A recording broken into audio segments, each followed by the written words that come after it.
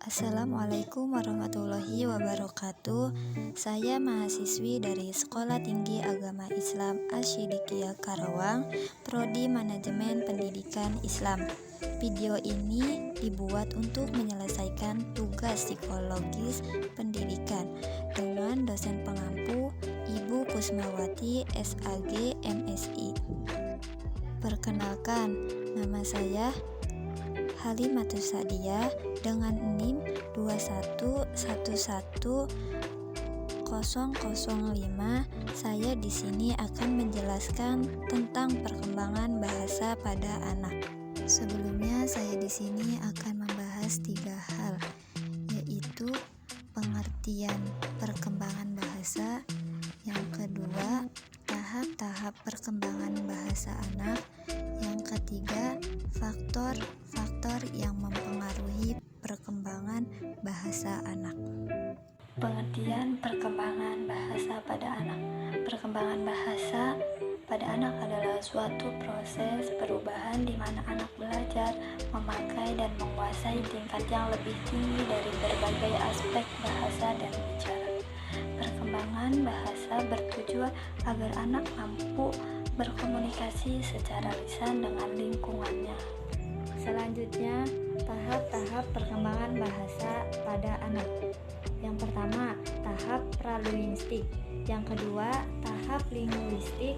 Yang ketiga, tahap diferensiasi. Yang pertama, tahap pralinguistik, yaitu sebelum mampu mengucapkan suatu kata, bayi hanya mampu mengeluarkan suara, yaitu tangisan. Untuk itulah sehingga perkembangan bahasa anak pada masa ini disebut dengan pralinguistik. Yang kedua ada tahap linguistik. Pada saat ini anak sudah mulai belajar menggunakan satu kata yang memiliki arti yang mewakili keseluruhan idenya. Yang ketiga ada tahap diferensiasi. Pada saat anak mencapai usia 3 tahun, anak mulai lebih panjang dan kata bahasanya lebih teratur. Mereka tidak lagi menggunakan 2 kata, tetapi 3 atau lebih. Pada umur 5-6 tahun, bahasa anak telah menyerupai bahasa orang dewasa. Mereka sudah mampu membuat kalimat pertanyaan, kalimat negatif, kalimat majemuk, dan berbagai bentuk kalimat. Faktor-faktor yang mempengaruhi perkembangan bahasa anak.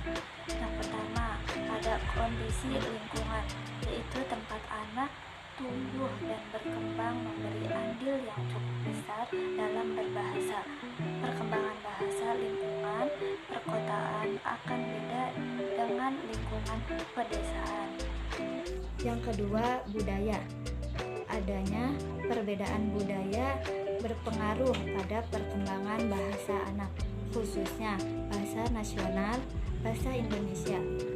Anak yang bertempat tinggal di suatu daerah maka akan aktif menggunakan bahasa daerah di mana anak itu tinggal, sehingga dalam pengucapan bahasa Indonesia akan agak sulit karena jarangnya digunakan dalam kehidupan sehari-hari. Yang ketiga ada kecerdasan anak, yaitu mampu untuk meniru lingkungan tentang bunyi atau suara, gerakan, dan mengenal tanda-tanda memerlukan kemampuan motorik yang baik. Yang keempat, kondisi fisik, yaitu kondisi kesehatan anak. Seseorang yang cacat, terganggu kemampuannya untuk berkomunikasi seperti bisu, tuli, gagap, atau organ suara tidak sempurna akan mengganggu perkembangan berkomunikasi dan tentu saja akan mengganggu perkembangan dalam bahasa. Poin yang terakhir yaitu umur anak. Anak bertambah umur akan semakin matang pertumbuhan fisiknya, bertambah pengalaman, dan meningkat kebutuhannya.